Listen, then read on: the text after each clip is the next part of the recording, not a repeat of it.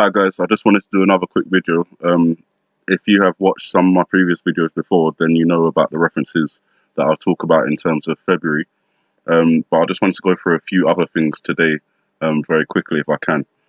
So the first thing, I just want to play a little bit of this video. So at this scene here, we have the appearance of what I believe is Chinese tanks moving in from China through North Korea, heading into South Korea. If that is the case, then I've already reported a couple of days ago that 300,000 Chinese troops were deployed to the North Korean-Chinese border. The next thing that happens in this scene is the girl runs out with the white flag. As we all know by now, the North Koreans and South Koreans are marching under a unified flag, which is predominantly white with a blue representation of the Korean Peninsula. And that could be what we're seeing here in terms of this white flag. It doesn't have the blue representation of the blue representation of the Korean Peninsula on there, but some of these markings on the ground, or even the markings on her face, could make up the Korean Peninsula. Excuse me. Next. Yep.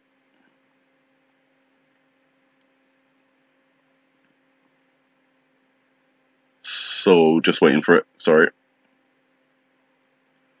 So the next thing here is we see this girl who's with the what we'll call the unified Korean flag, and as I've mentioned before, that could be Kim Jong-un's little sister, Kim Yo-jong.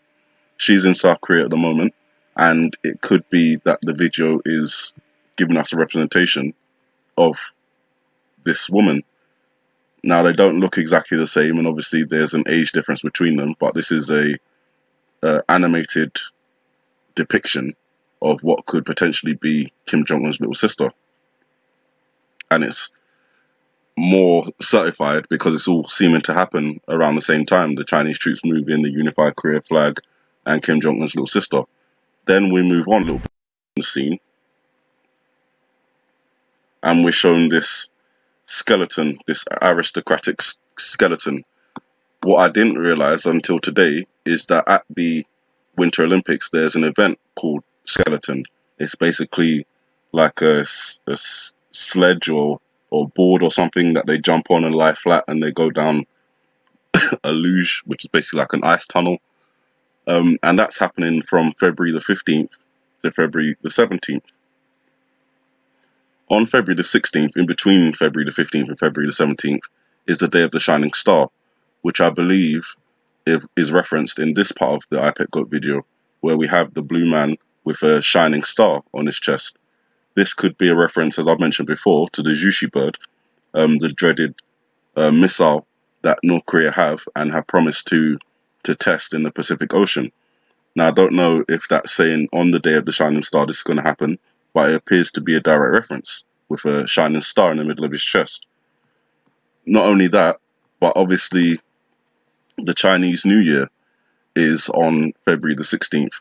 February the 15th, February the 16th at midnight, basically, is when it switches over.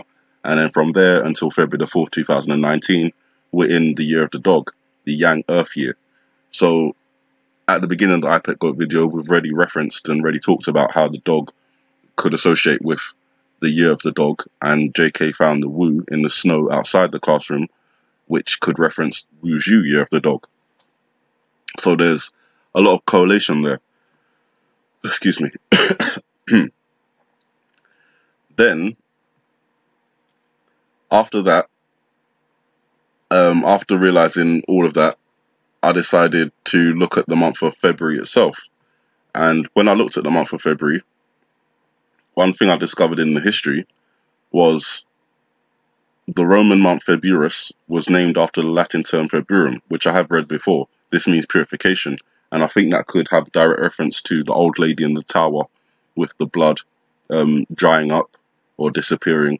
And that could be a representation of purification, which happens on February the 15th.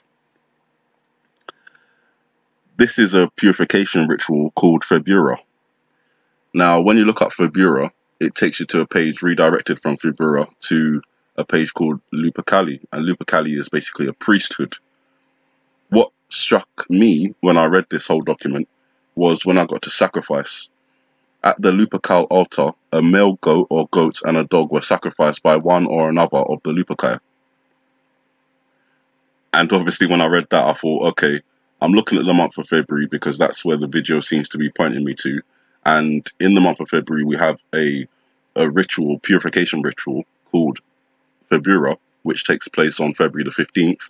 And at that ritual, they sacrifice a male goat or goats and a dog, which we have at the beginning of this video. So not only does the beginning of the video appear to tell us about the year of the dog, the Wuzhu year of the dog in the Chinese New Year, the switch of the yin to the yang, but it also appears to be giving us a ritual that takes place on February the 15th, where they sacrifice a goat and a dog.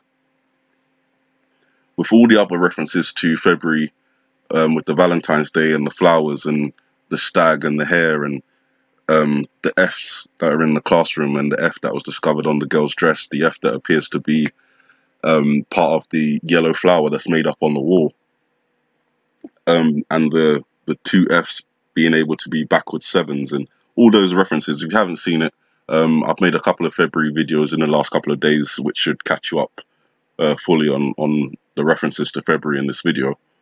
But I think that one, for me, is a pretty strong indication towards February.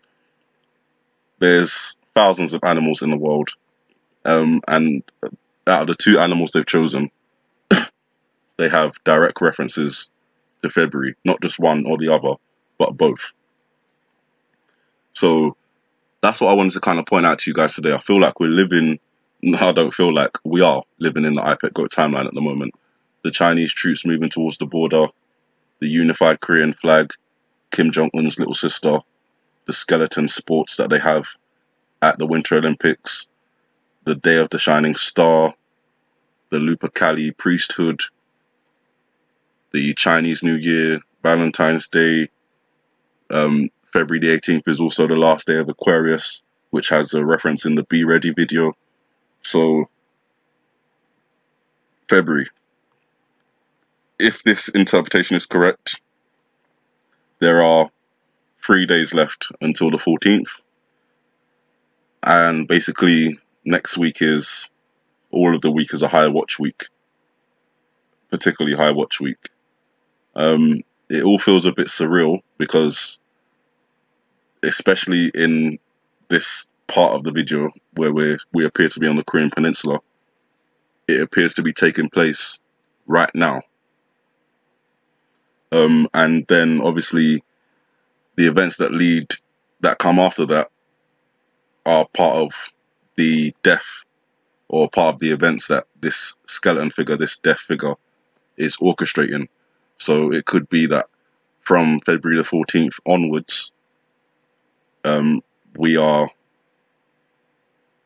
in the times of in some serious trouble times. So make sure that you're good with God. Make sure that you try and spread the word to other people as well. A lot of this information is available, but people don't look at it. And as I said before, I don't think that when these things start, that the internet is going to be available for very long, which means any information that we've already shared and any information that we want to share will be gone. So take advantage of the opportunity and the time while you've got it, as there are many references in the media. Time is up, so don't waste it. Don't waste whatever little time you've got. With that, you guys have a good morning, good afternoon, good evening, and God bless.